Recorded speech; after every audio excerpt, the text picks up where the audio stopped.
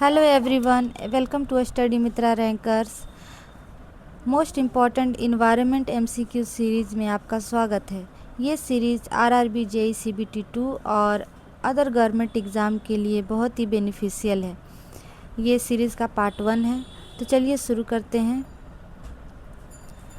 पहला क्वेश्चन है, यूएन के द्वारा कितने सतत विकास लक्ष्यों का निर्धारण किया गया है?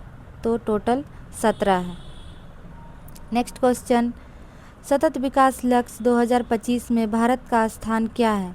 तो 99 है, 67 स्कोर के साथ। विश्व पर्यावरण दिवस कब मनाया जाता है? तो 5 जून को मनाया जाता है। नेशनल ग्रीन ट्रिब्यूनल्स एनजीटी के भारत सरकार द्वारा स्थापना कब की गई थी? वर्ष 2010 में। नेक्स्ट क्वेश्चन, यूएन द्वारा पर्यावरण एवं सतत विकास का पहला पृथ्वी शिखर सम्मेलन आयोजन कब किया गया था? तो ये वर्ष था 1992 में, रियो डी जनेरियो, ब्राज़ील। जीव से जैव मंडल तक जैविक संगठन का सही क्रम क्या है? तो फर्स्ट है जनसंख्या, फिर समुदाय, पारिस्थितिक तंत्र और भूदृश्य। नेक्स्ट, स्वपोषी स्तर पर उत्पादन को क्या कहा जाता है? प्राथमिक उत्पादकता।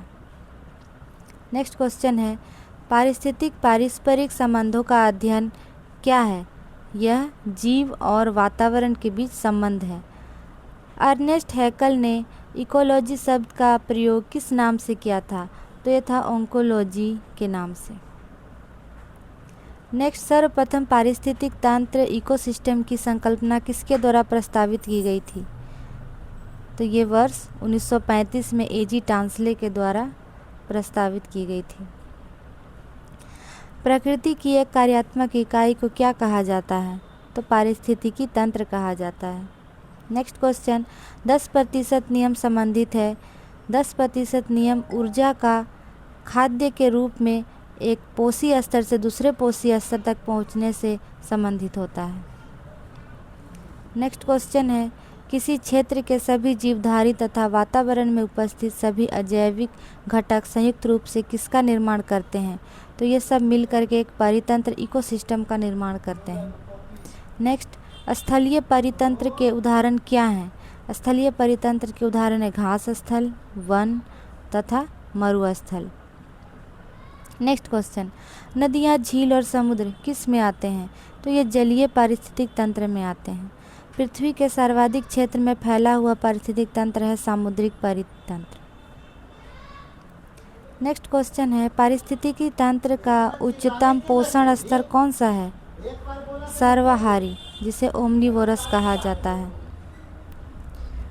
वायु पारिस्थितिकी तंत्र का जीवित घटक है या नहीं? ये घटक होगा यहाँ पर।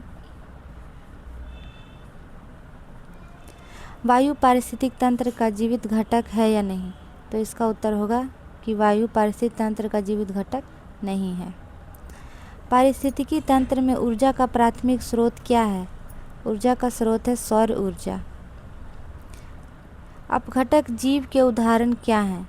अपघटक जीव जैसे कवक, जीवाणु, ये सब अपघटक जीव हैं।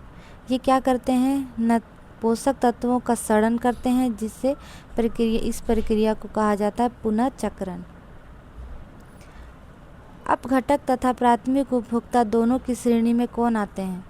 अपघटक और प्राथमिक उपभोक्ता दोनों की श्रेणी में चींटी। प्राथमिक उत्पादकों से अपना भोजन प्राप्त करते हैं, उन्हें क्या कहा जाता है? उन्हें प्राथमिक उपभोक्ता कहा जाता है। खाद्य श्रृंखला में मानव है। खाद्य श्रृंखला में मानव प्राथमिक और द्वितीयक दोनों उपभोक्ता है। जब यह साग सब्जियों का सेवन करता है तो यह प्राथमिक उपभोक्ता बनता है, और यह जब मांस भक्षण करता है तो यह द्वितीयक उपभोक्ता बनता है। समुद्री वातावरण में मुख्य प्राथमिक उत्पादक क्या कहलाता है? समुद्री वातावरण में जो प्राथमिक उत्पादक होते हैं उन्हें फाइटोप्लैंक्टन कहा जाता है। नेक्स्ट क्वेश्चन, एक घास स्थलीय पारिस्थितिक तंत्र के खाद्य श्रृंखला में विभिन्न घटकों का सही क्रम क्या है? तो घास स्थलीय परितंत्र में पहले घास, फिर टिड्डा, फिर मेंढक और सबसे ऊपर सर्प। जीवों द्वारा ऊर्जा का प्रवाह होता है, यही होता है यूनिडायरेक्शनल, एक दिशीय। ऐसे ही वीडियो के लिए चैनल को सब्सक्राइब करिए और थैंक्स फॉर वॉचिंग।